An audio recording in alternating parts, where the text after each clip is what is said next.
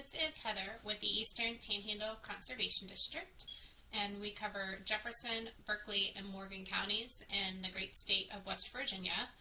And we are one of 14 conservation districts located throughout the state, and our mission is to help promote conservation with our soil and water and related natural resources. My position allows me as the Education and Outreach Specialist to promote our conservation and stewardship programs to our area residents and citizens. And today we are going to be talking about the EnviroScape, which is a great pollution model that shows how just little everyday pollution can affect our watershed on a much larger scale. So I hope you enjoy our EnviroScape. Everybody, here is our EnviroScape, which is our community that is going to show us how pollution may or may not affect our water and ultimately our health. So this community right here probably looks similar to the community that you live in. I sure know it looks similar to my community. So let's go over the similarities of this EnviroScape community to mine or your communities.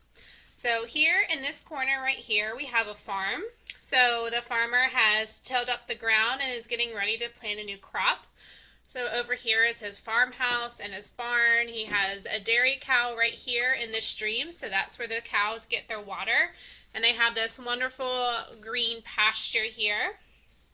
Moving over here, we have a lake or a river. We don't have too many lakes where I live over here in West Virginia, so I'm going to imagine that this is our Potomac River right here. And we also have two streams that come into our river. So these are two tributaries, which are just smaller bodies of water that are going to come into a larger body of water, which is our Potomac River. I'm sure that your community has lots of roads, so here's our roads here. We have this drainage ditch. So drainage ditches a lot of the times help with flooding and to keep water out of the roadways. So you can see those drainage ditches lead directly to our stream, which then goes into our river. Over here we have a subdivision. So this is where everybody lives. They're building a new house right here in that very top corner. Beside this subdivision we have a golf course. So this is an area where, of course, people are coming in to play golf. So the yards have nice green grass. The golf course has nice green grass. So we're going to talk about how we keep that green grass growing. Over here, where this little, almost looks like an old-time train station, this is our water treatment facility. So does anybody have any guesses as to what a treatment facility for water or wastewater is? So a treatment facility is going to process something bad to make it into something good. So right here we have these two kind of brown pools of water. So we're going to say this is our wastewater treatment facility. So those two brown pools of water, so whenever you flush your toilet, turn on your sink, whatever that uses water, it needs to go down a drain. It has to go somewhere. So if you live in a subdivision or a community like this, you're not going to have a septic tank, which is kind of like a big tank that they put into your yard. And that is where all of your wastewater goes. And then over time, it kind of breaks down or decomposes, and it kind of goes out into the ground and on its own. When you live in these subdivisions like this, you don't have space for all of that. So it has to go somewhere to get treated because, that stuff's kind of nasty, right? So that is what this does. So these two brown pools of water are all that untreated, nasty stuff that you flush down your drains. So it's kind of yucky, but it's a very, very needed thing in our communities. Over here, we have this mountain. And it only has one little tree on it. And that is because the people that came and cut down all the trees off the mountain did what we call clear cutting. So they went through and they cut everything down. And we'll see the problems that caused when you take all of the trees off a really steep mountainside. And then over here we have an abandoned warehouse. So this warehouse made household chemicals, so like your cleaning supplies. And they just kind of up and left one day. They dug this nice little trench under this road right here, because they kind of figured that their chemicals were going to leak out, maybe cause some problems. So we'll see what happens when those chemicals do leak out and see all of the problems that they cause. So I'm sure that you can think and relate to all the areas or most of the areas that our EnviroScape community has. So let's get started, and we can see the first question I have is, would you live here? So does this place look like it's clean, that it's healthy, it has things that are growing, everybody seems happy, right? So our cows seem happy, the grass is nice and green, there's a couple cars on the road. So it seems like a really nice place to live, right? And then if we were to turn our water on, this nice, clean, clear water is what comes out of the faucet. So I don't know about you, but I would love to live here. It seems like a great place to live. But we're going to start seeing now what happens when others who don't necessarily care too much about the place that they live, and just little everyday pollution kind of things that people do, and how it affects everybody. And this is going to affect everybody in our watershed. So does anybody have any ideas of what a watershed is? So was your answer a shed that holds water? Maybe. So you kind of are on the right track. However, it's not a physical thing, an actual thing that's going to hold water. So a watershed is just an area of land that the water drains to. So it might be kind of hard to see on our video, but if you were to actually see this model in person, all of the water kind of comes in from the sides and it drains right down here to my Potomac River, or maybe a lake or a pond in your community. So all of the water comes down right here to my river, and since my river is our largest body of water, this is the Potomac River watershed. So knowing your watershed is important because if something were to happen, like say this chemical spill up here at this warehouse, and they said on the news, for those residents that live in the Potomac River watershed, you're not allowed to drink your water because it may be contaminated or it might not be safe to drink. So that's really important because I know that I live in the Potomac River watershed. Whereas I live somewhere else like, I don't know, maybe the Susquehanna watershed, it wouldn't affect me because I'm way above where that Potomac River watershed is. So that's why it's really important to know about your water and know where you live, because it could ultimately come down to a life or death situation with your health. All right, so let's get started. And I'm going to start right up here at our farm. So in this community, you're going to find that it rains a whole lot. So that's kind of the only downside. If you don't like a lot of rain, this community does rain a lot. But I am going to use this powder, and that is going to show all of our loose soil. So loose soil can be bad in what ways? So if it rains, it turns into what? Mud. That's exactly right. So it's going to turn into mud. And do you think all of this soil is going to stay in place if we got like a really heavy downfall of rain? Or do you think it's going to wash off into our river? Let's find out. So imagine that it's raining and raining and raining. All right. So our water there's like kind of like a big puddle right here. And you may have even seen some water kind of going this way and right down to this hole right here. So that's actually just see if you can see it right here. This is a sinkhole. So in this area of West Virginia, we are very, very porous, or we've got a lot of holes and caves under our feet because it's called a karst geography. Which is kind of cool because, we have lots of caves through our areas and sinkholes and things like that. But it's also really bad potentially because you saw all of that soil was going down that hole. So that means a lot of bad things like pollution could go down our hole, and that's where our drinking water is. So our drinking water can get contaminated or polluted very, very quickly and very easily.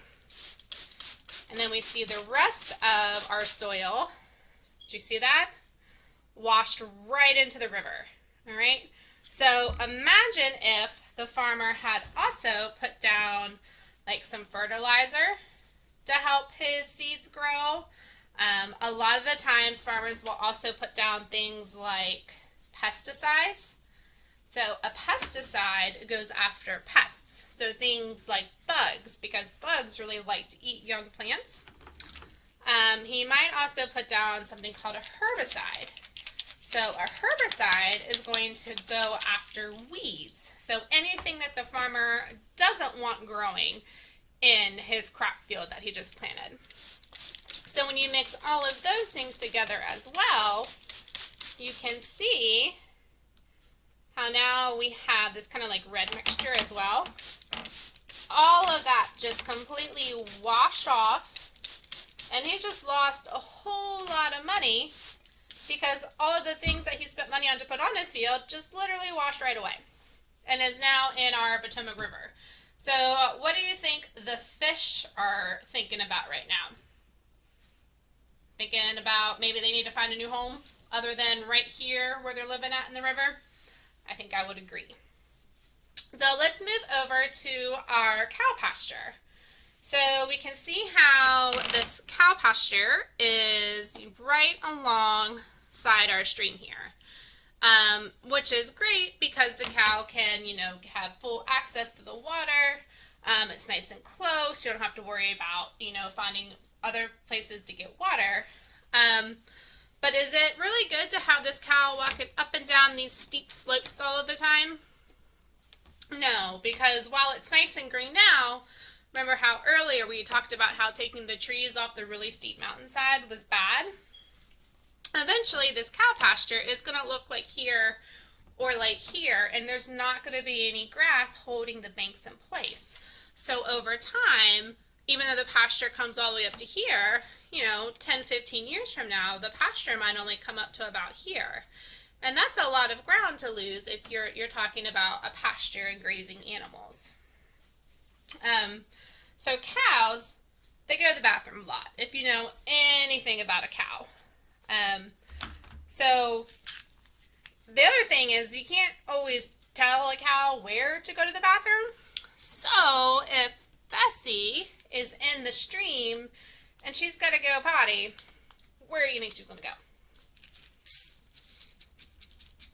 Right there, right? She's just going to go right there. And then if you had a whole lot of other cows, imagine that all of this has, little cow patties everywhere. Okay? And again, all of this water is flowing where? Right into our stream. And then right down into our Potomac River. I don't know if you saw, really fast how there's cow patties floated right on down the river. And at least in our river, a lot of people use it to recreate or to play in. So they're swimming in there, they're fishing in there, they're on tubes, and they're floating down the river. And nobody wants to see a cow patty float by them while they're floating on a tube, right? So another problem that we have is all of a sudden Bessie starts getting kind of sick, and nobody knows why. And the thing with milk and dairy animals is that every time before the load of milk leaves the farm, or even gets loaded up onto the milk tanker truck, it gets tested for things, like if there's any bacteria or anything kind of funky going on in the milk, it gets tested and it doesn't get taken away. And that farmer has to then dump out all of their milk onto the ground or in a containment system, however they have their farm set up. And that means that the farmer doesn't get paid that day. So imagine, not getting paid even though you did all of your work and then you don't get paid. So the farmer is very concerned because his cows seemed healthy at the time, And now they're not healthy, and he doesn't know why. So after doing some investigations, they found out that when they tested the water, their water wasn't very good. And they determined that the cows were getting sick from the water. So remember how we had talked about this chemical factory and how they built this bridge, right? To thinking that, oh, we might have some problems later on the road. We don't want everybody to know our chemicals are spilling all over the ground. So this stream is a really great way to get rid of those chemicals really fast. So you couldn't necessarily see, we colored those chemicals red so you could see it on our model. But when you got them in the water, they turned clear, so they thought nobody would know. So now our cows are really sick, and that was just from drinking the water caused by that chemical factory spill. So if 1,000 or 1,500 pound animal like a cow is getting sick, what do you think, a 1 pound or less fish, what's going to happen to those fish? Or what about the little bugs that live in the stream that those fish eat? Do you think that they were going to be able to survive a chemical spill like that? Most definitely not, okay? Because if it's affecting an animal that big, it's already killed everything else in that water. So this stream right here is very, very unhealthy, which then of course makes our Potomac River unhealthy because it's getting all of that water from this stream. So let's go over here to our mountainside. So again, we've got a lot more soil. All right, so we have this one lone tree on our mountain, and I'm gonna spray some of that soil off there. So you can see where they took the trees off, all right, and there's all of that brown exposed soil. And then right here in the very middle, there was still green. So the cool thing about trees is that their roots grow out way more than they actually grow down. Because if you do a little quick experiment, so stand up, all right, and spread your legs out nice and wide, like wider, a little bit wider than what your shoulders are. All right, and then if you have somebody walk by and kind of give you a little shove on your shoulder, or if you just even sway back and forth, you can feel how stable you are, right? How you're not going to fall over because you have a nice wide base that you're standing on. So imagine that your legs and your feet are the tree roots, and there is what holding you in place. All right, now stand with your feet super, super close together. And now have somebody either give you a little shove on your shoulder or try to sway side to side.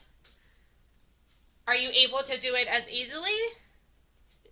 Did you fall down? Did you have to take a step to catch yourself before you fell down? So that tells you that if the tree roots were to just grow straight down, like a lot of the times we think that they do, trees would fall over a whole lot more than what they do. So with the tree roots growing out, that allows them to be more stable, and it also helps hold the soil in place. So all of those roots are kind of interlocking and crossing over each other, and they are able to then hold the soil in place, so then the grass is able to stay in place. Okay, so I don't even know if you can see this very well or not. Let me get my branches out of the way. But you can see how those tree roots are growing out, and then they're kind of crisscrossing over each other. Okay, I'm going to put my tree back, and then it is going to, of course, rain on our mountain, and then you can see, of course, all of that muddy water is now going down our creek. I'm going to go ahead and lift our little bridge up so you can see. All right, so it's going down our creek, and now this creek is all brown and muddy and full of this mucky water. And then it's also created these deep gullies on the mountain, okay? So those are going to keep washing away and washing away and washing away, and over time, that mountain is not going to be there anymore because of erosion or that constant washing away of the soil. It's taking it all away. It also affected our wastewater treatment facility because it kind of flooded over on these pools of that wastewater. So now not only do we have our cow feces or our cow manure or our cow poop, whatever you want to call it, in the water, now we've got human waste in the water as well. So that's like double yucky, right? Okay. And we also even have some dirt on or some soil on our golf course as well. Now, if you know anything about a golf course, that's a way big no-no, right? Because we always want those nice, clean, and pretty lawns, right, for that golf course. So that's a big issue there as well. So let's move on to our subdivision and our new house. So, of course, the brown is the soil, right? So let's put some more soil here on our new house. And like we said with the farmer, to get things to grow, we're going to need fertilizer on our houses and our golf courses too, right?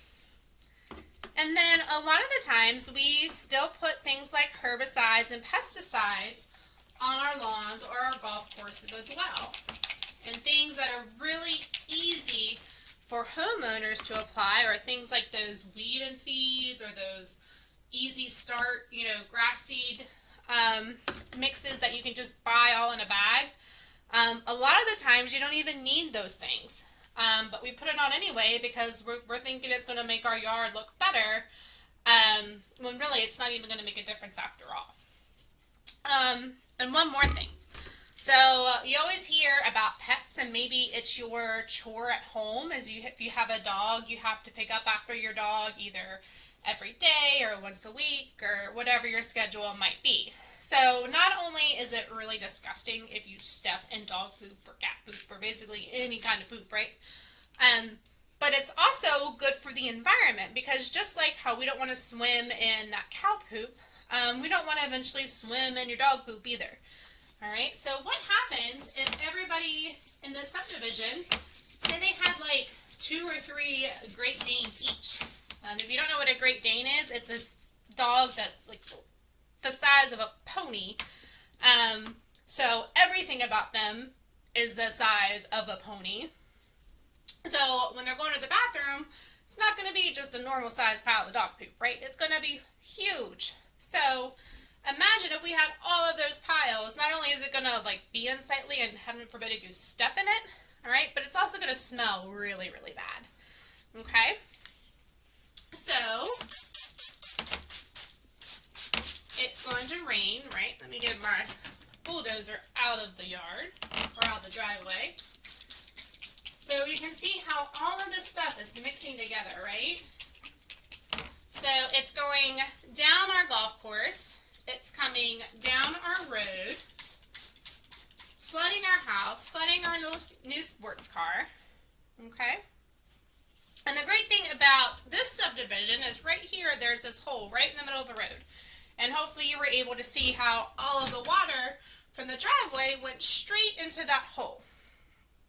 Great for our flooding problem if we live there, but where do you think that the water went? So the water went from here, and it came out right here at our stream.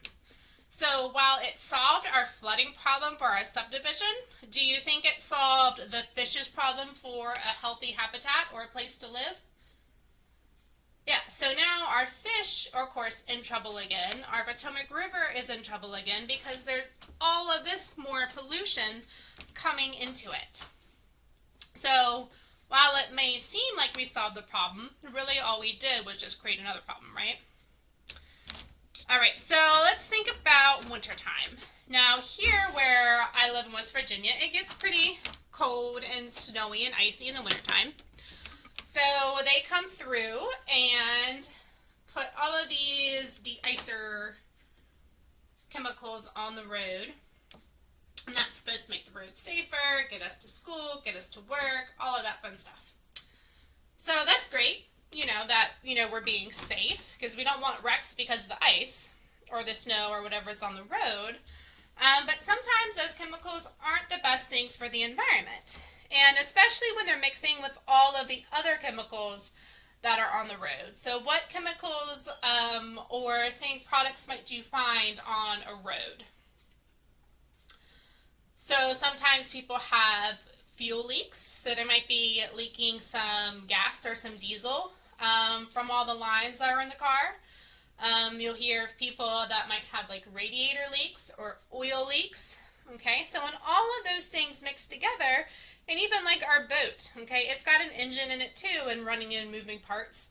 So it's going to have those same types of problems in our water. So when they mix with all of those other chemicals, you never know what kind of chemical reaction you could possibly get. And then it's not just going to stay on the road, right? It's going to, get my bridge out of the way here, go into the water too, isn't it? So even though it went into the water, it's still bubbling and fizzling and having all of these crazy chemical reactions. So the water is not necessarily going to solve our problem with that and dilute it down. Like sometimes you might hear things like diluting something is going to make it better. Not always. So what's another problem that you see along the sides of the roads, and it's a pollution problem that could be so easily fixed? So if you said littering or trash, you are right. So a lot of the times you drive down the road, right, and you see everybody's trash alongside the road, right? Because it's super easy just to roll down your window, throw that fast food bag out your car, and go on about your day, right? Because you don't want that stinky onion hamburger smelling up your car on a warm day, right? So instead of waiting to find a trash can and somewhere to take it, you just toss it out the window. No big deal. But when everybody does it, it is a big deal because that's everybody's fast food trash bags that is now alongside the road. And then you have people that will dump things like tires and mattresses and refrigerators and TVs and all kinds of crazy things out of their car windows or pickup trucks, and they go somewhere that they think is out of the way and just dump it all off. So that is one of the problems that's super easily fixed, and it's actually one of our biggest pollution problems that we have. So, do you want to live in this town now? So imagine if we drained. And this is why it's not easy to drain a river, because there's literally no plug to get it out, right? Alright, so imagine if we could drain our river, okay?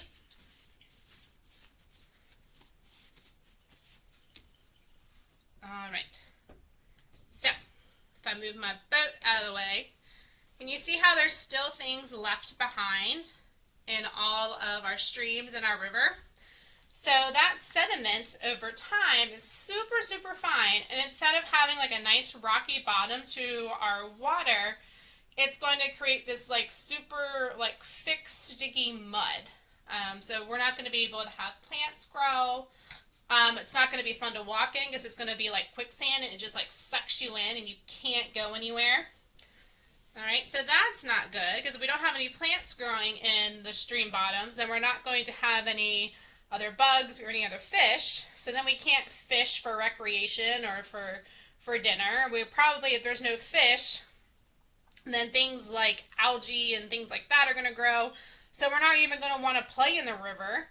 And when you have no like life, like the fish and the different bugs and all of that in your river, usually different bacteria that really like yucky type water are going to come in. So then it's going to smell really, really bad.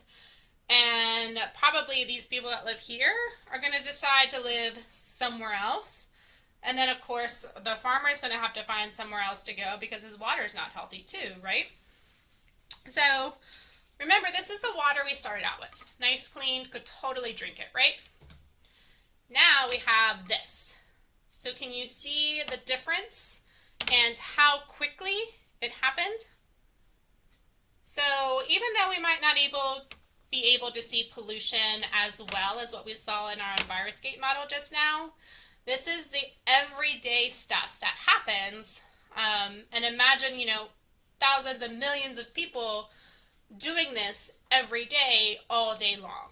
So that's why when people say, we need to help clean up our community, and all it takes is one person starting something, and if we all did one thing to change, we could make a difference. Because if we all did stop throwing out our trash bags, or if we all picked up after our pets, or if we stopped using all of these weed and feed, different types of chemicals for our lawns, we could really clean up our community and get back to this nice clean color instead of this yucky, mucky red color.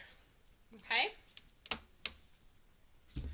So, what are some things that you think we could do to clean up our community? Say we just moved in and we're like, I'm not going to live like this. What are some ideas that you have that we could clean up our community to get back to that nice clean water and that nice clean community that we started with? So I hope you said maybe picking up the trash. So it's really easy to get some friends together, right? And to just either on your own or going through a program like Adopt a Highway to get some trash bags and some pickup sticks and go through and just clean up all of the trash on the side of the road. The farmer, what can the farmer do? So he could not plow up his ground, right, to have all of that loose soil. Do you think right here where the water and the land meet, do you think much is going to grow there anyway, or do you think it's always going to be flooded and stay wet? So this is always going to stay wet, so why not let it turn back into the natural wetland that it was?